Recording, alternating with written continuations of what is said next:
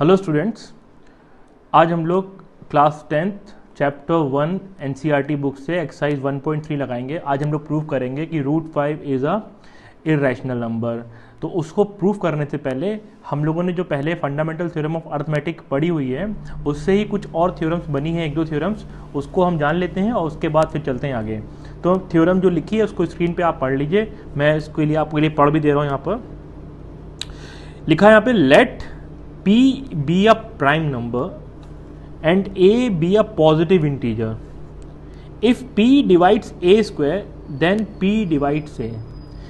तो स्टेटमेंट यहाँ पे क्या दे रहा है कि कोई एक प्राइम नंबर है और एक A कोई इंटीजर है, तो अगर कोई प्राइम नंबर किसी इंटीजर के स्क्वायर को डिवाइड कर दे रहा है, यहाँ पे बोल रहा है कि कोई भी प्राइम नंबर है और उसके किसी भी इंटीजर के स्क्वायर को डिवाइड कर दे रहा है, तो वो प्राइम नंबर उस नंबर को भी क्या कर देगा, डिवाइड कर देगा। मैं एक एग्जाम्पल लेता हूँ, आपको उससे समझ में आ जाएगा।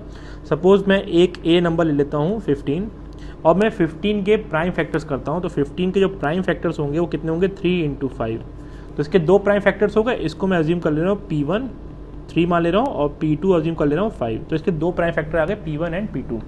अब स्टेटमेंट में रखते हैं, स्टेटमेंट की बात करते हैं। तो स्टेटमेंट बोल रहा है कि if P divides A square, तो अगर हम 15 का स्क्वायर कर दें तो आ जाएगा 225। अब इसके दो फैक्टर निकले थे, कौन कौन से थे, P1 और P2। तो आपको पता पड़ रहा है कि जो P1 है वो 225 को डिवाइड कर रहा है कि नहीं कर रहा है, यस।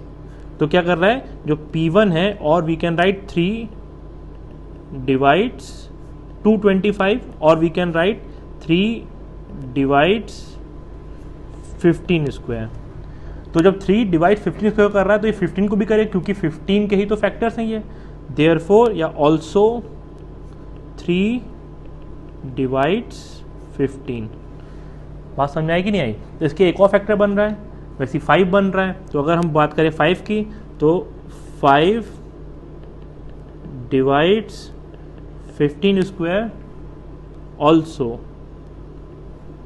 5 डिवाइड्स 15। तो अगर कोई भी नंबर है, कोई भी प्राइम नंबर है, किसी भी इंटीजर के स्क्वायर को अगर डिवाइड करेगा तो उस इंटीजर को भी क्या कर देगा, वो नंबर डिवाइड कर देगा। क्योंकि इस थ्योरम का यूज़ बहुत जगह पर होगा, तो इसको जानना बहुत ज़रूरी है। अच्छा, लिखते भी इसमें एक तरीका और भी, अगर मैं लिखूँ यहाँ पर कि 5 डिवाइड्स, मैंने लिखा 15 स्क्वायर, तो इसको हम लिखने का तरीका है, इसको ऐसे भी लिख सकते हैं, 5 एक लंबी सी लाइन डिवाइड्स 15 स्क्वायर। अगर मैं यहाँ पे बात करूँ P डिवाइड्स A स्क्वायर लिखा है, तो इसका मतलब क्या है, P डिवाइड्स A स्क्वायर। ठीक है, तो लाइन ड्रॉ कर देंगे, इसका मतलब जो पहला वाला टर्म है वो दूसरे वाले टर्म को क्या कर रहा है, डिवाइड कर रहा है। चलिए तो स्टार्ट करते हैं एक्सरसाइज, और एक्सरसाइज 1.3 स्टार्ट करते हैं। पहला क्वेश्चन है, prove that root 5 is irrational number. तो आपको प्रूव करना है कि रूट 5 एक इररेशनल नंबर है। इररेशनल नंबर हम ऑलरेडी क्लास 9 में पढ़ चुके हैं, बट हमने वहाँ पे प्रूविंग नहीं सीखी थी। आज हम सीखेंगे कि कैसे रूट 5 को इररेशनल नंबर प्रूव करें। तो हम इसको अज्यूम करके चलेंगे। ये हमारा जो क्वेश्चन है, जब भी सॉल्व करेंगे तो ये जो क्वेश्चन को जब सॉल्व करते हैं तो याद रखिएगा, इसको हम मान के चलेंगे कि ये रैशनल नंबर है। और रैशनल नंबर मानने के बाद हम अज्यूम करेंगे, जो हमने अजम्पशन लिया है कि जो रैशनल नंबर है उसको हम गलत साबित कर देंगे। तो ये अजम्पशन बेस है, और अजम्पशन में ही अपने कॉन्ट्राडिक्शन अराइज करेंगे और उसको जो अजम्पशन को है हम रॉन्ग सिद्ध कर देंगे कि ये गलत है। जो हमने अज्यूम किया था कि रैशनल नंबर है, ये रैशनल नंबर नहीं है, और हम मान लेंगे कि क्या है, ये इररेशनल नंबर है। तो शुरू करते हैं। रूट 5 दिया है, prove that root 5 is the irrational number. अच्छा, एक चीज़ और, रैशनल नंबर की अगर हम बात करें स्टैंडर्ड फॉर्म की, तो रैशनल नंबर को हम P/Q के फॉर्म में लिख सकते हैं। और रैशनल नंबर हमको क्या बताता है कि जब हम किसी को P/Q के फॉर्म में या A/B के फॉर्म में लिखते हैं, तो इसका जो हाईएस्ट कॉमन फैक्टर होता है, HCF जो होता है, वो कितना होता है, 1 होता है। दैट मीन्स आपका जो नंबर होते हैं, दोनों इंटीजर A और B या P और Q, वो क्या होते हैं, आपस में को प्राइम होते हैं। ठीक है, तो हम इसको अज्यूम करके चलेंगे कि root 5 is a can be written as a irrational number. तो हम इसको अज्यूम कर लेंगे, let root 5 can be represented in the form of A/B, where A and B ये क्या है, इंटीजर्स हैं आपके, ठीक है, और ए और बी जो है आपस में को प्राइम है। को प्राइम मतलब क्या हो गया, इनका HCF कितना हो गया आपका 1 हो गया। तो हम अज्यूम कर लेंगे, तो ये √5 को हम लिख देंगे A/B, तो ये हो गया आपका रैशनल नंबर हो गया, इसको हमने अज्यूम कर लिया रैशनल नंबर, हमने इसको अज्यूम कर लिया कि √5 इज अ इरैशनल नंबर। अब क्या करेंगे, अब करने के लिए इसमें हम बोथ साइड स्क्वायर कर देंगे, तो ऑन स्क्वायरिंग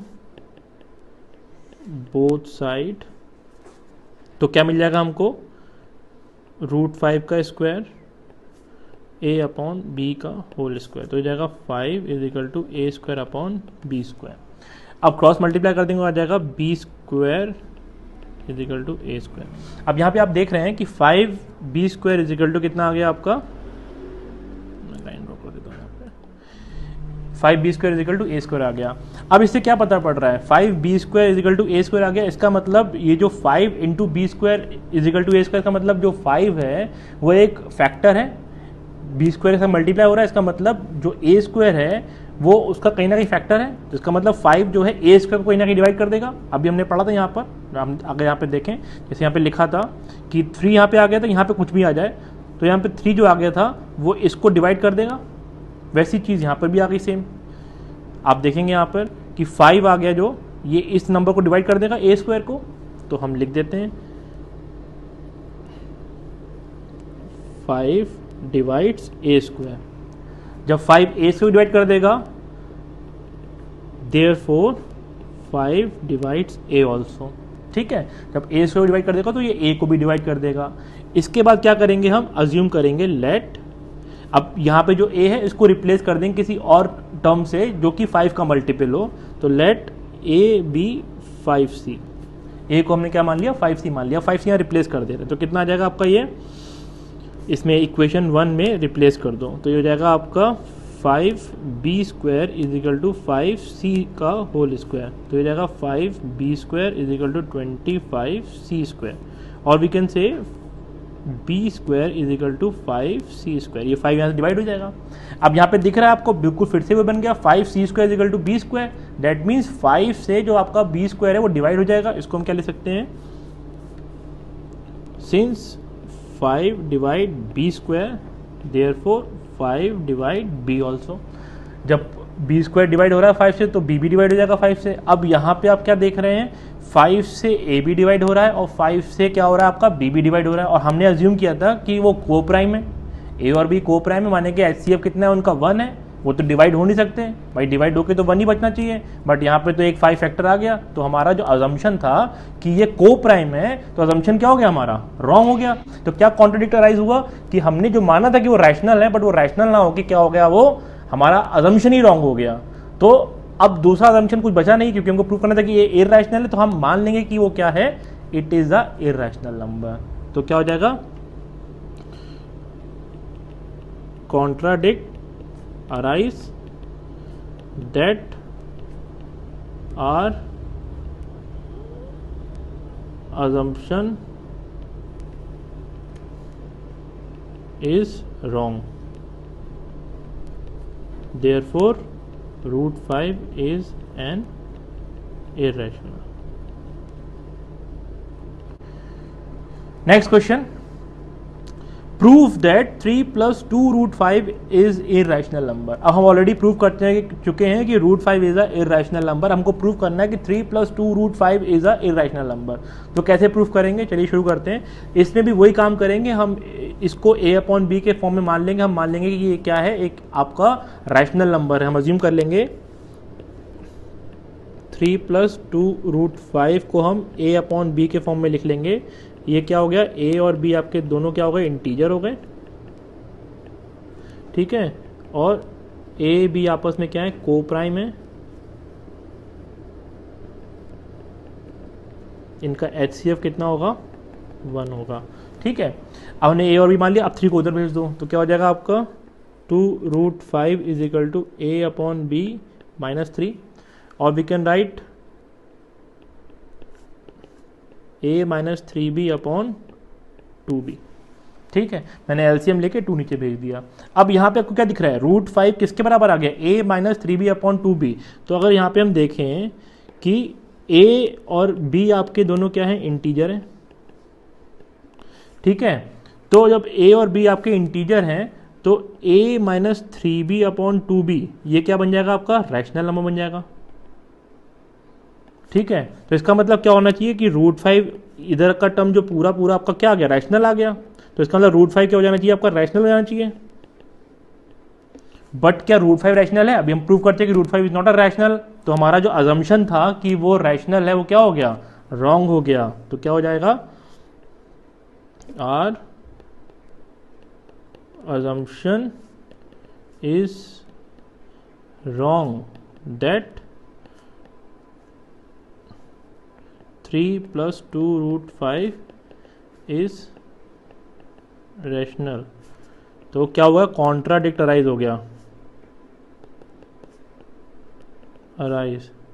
ठीक है, therefore 3 plus 2 root 5 is an irrational number, irrational. ठीक है, तो इससे क्या प्रूफ हो गया कि जो 3 प्लस 2 रूट 5 है वो क्या आपका इरेशनल है। ठीक है, तो बहुत मुश्किल नहीं है, बहुत आसान है। अगर आपको कॉन्सेप्ट समझ में आ गया तो कोई मुश्किल नहीं है। ठीक है, के बाद थर्ड क्वेश्चन है, क्वेश्चन नंबर 3 का फर्स्ट पार्ट है। अब इसको प्रूव करना है 1/√2 को प्रूव करना है it is a irrational number. ठीक है, तो हम कैसे मानेंगे, बिल्कुल सेम वैसे ही करेंगे जैसे अभी तक किया हमने। हम इसको अज्यूम कर लेंगे फर्स्ट पार्ट में 1/√2 को अज्यूम कर लेंगे a अपॉन b, और यहाँ पे a और b क्या है, दोनों आपके इंटीजर हैं, और a b आपस में क्या है, को प्राइम है।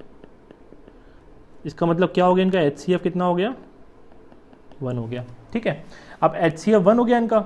अब हमको 1/√2 है तो हम इसका रेसिप्रोकल कर ले रहे हैं। रेसिप्रोकल करेंगे तो क्या हो जाएगा, √2 is equal to b upon a हो जाएगा। ठीक है, जब रेसिप्रोकल करेंगे तो √2 is equal to b upon a हो जाएगा। और जैसे हमने भी प्रूफ किया था बिल्कुल √5 वाला, जैसे बिल्कुल वैसे ही इसको प्रूफ कर देंगे। ठीक है, कुछ और नहीं करना है, बिल्कुल वैसे ही कर देना है। तो इसका स्क्वायर कर देंगे बोथ साइड, जब स्क्वायर कर देंगे बोथ साइड हो जाएगा 2 is equal to B square upon A square. Cross multiply करेंगे तो 2a square is equal to B square. हमको पता है 2 का मल्टीपल बन रहा है ए स्क्वायर, 2 के साथ ए स्क्वायर का मल्टीपल होता है तो बी स्क्वायर क्या हो जाएगा, 2 से डिवाइड हो जाएगा। तो इसका मतलब क्या हो जाएगा, 2 divides B square, therefore 2 divides B also कर देना यहाँ पे, चाहे लिख देना देयरफॉर। उसके बाद अज्यूम कर लेंगे let b is equal to 2c, यहाँ रिप्लेस कर देना तो 2a square is equal to 2c का होल स्क्वायर। तो 2a square is equal to 4c square, ये 2 कट जाएगा तो a square is equal to 2c square आ जाएगा आपका। और उसके बाद फिर आगे चलते हैं हम लोग, फिर क्या आ जाएगा यहाँ पर, जब a square is equal to 2c square आ जाएगा। इससे क्या पता पड़ रहा है कि आपका 2 का मल्टीपल बन रहा है, तो यहाँ से 2 जो करेगा a स्क्वायर को डिवाइड कर देगा, देयरफॉर 2 ऑल्सो डिवाइड a। अब दोनों में हमने माना था कि दोनों को प्राइम नंबर, दोनों का HCF कितना है, 1 है। और यहाँ पे क्या हो गया कि एक HCF 1 की जगह पे एक फैक्टर और आ गया, फैक्टर क्या आ गया, 2 आ गया। इसका मतलब क्या हो गया, हमारा अजम्पशन क्या हो गया, रॉन्ग हो गया। तो आर अजम्पशन इज रॉन्ग। क्या अजम्पशन था, that 1/√2 is a rational, therefore 1/√2 क्या हो जाएगा, is an irrational। Same question आपका सेकंड वाला है। इसका क्वेश्चन नंबर जो थर्ड है उसको कैसे करेंगे, 6 प्लस √2। अगर इसको हम सॉल्व करेंगे 6 प्लस √2 को, तो कैसे लिखेंगे, यहाँ पर जो थर्ड पार्ट है इसका 6 प्लस √2, तो इसको भी हम अज्यूम कर लेंगे कि ये क्या है, a अपॉन b के फॉर्म में ले सकते हैं। दैट मीन्स ये क्या है, एक रैशनल नंबर बन सकता है जहाँ पे a और b क्या है, आपके इंटीजर्स हैं, और a b आपके क्या है, को प्राइम है। और a को प्राइम का मतलब हो गया, तो इसका मतलब इन दोनों के बीच में HCF कितना हो गया, आपका 1 हो गया। ठीक है, अब हमको पता पड़ गया HCF 1 है, इनका को प्राइम नंबर है। अब क्या करेंगे, इसको 6 को उधर भेज दे रहे हैं तो हो जाएगा √2 is equal to a upon b minus 6। LCM लेंगे तो हो जाएगा √2 is equal to a 6b upon b। तो इसका मतलब क्या हो गया, a और b आपके दोनों इंटीजर्स हैं, तो जब a और b इंटीजर है, 6 भी आपका नंबर है, इंटीजर है, तो a minus 6b upon b क्या हो जाएगा आपका, रैशनल हो जाएगा। कितना हो जाएगा, रैशनल। ठीक है, जब ये रैशनल हो गया तो इसका मतलब क्या हो गया, √2 भी क्या होना चाहिए आपका, रैशनल हो जाना चाहिए। बट क्या रैशनल हो रहा है, √2 इज नॉट अ रैशनल, तो हमारा जो अजम्पशन था वो क्या हो गया, आर अजम्पशन इज रॉन्ग, क्योंकि रॉन्ग हो गया, क्योंकि √2 जो बोल रहा है रैशनल है, but √2 is not a rational number. तो जब अजम्पशन रॉन्ग हो गया तो क्या हो गया, क्या लिखेंगे, are assumption is wrong that 6 plus √2 is rational, therefore √2 6 plus √2 is irrational.